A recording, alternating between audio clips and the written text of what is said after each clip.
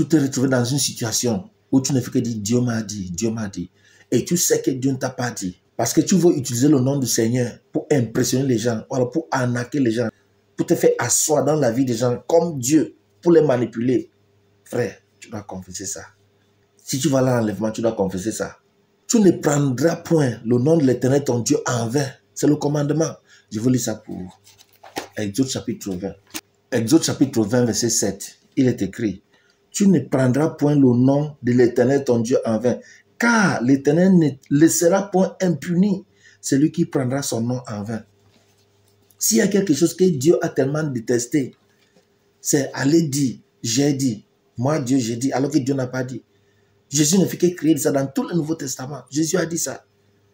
Méfiez-vous de ce qui vient à mon nom, sous mon nom.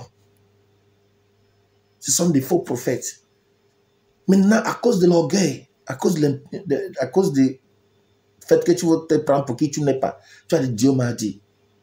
Frère, ces gens de péché, tu ne te répands pas dans ta chambre.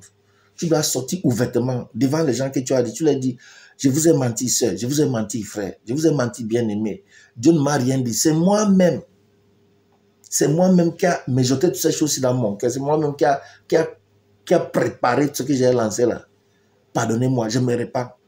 Et tu arrêtes de faire ça. C'est comme ça qu'on passe à la préparation pour l'enlèvement. Que Dieu te bénisse.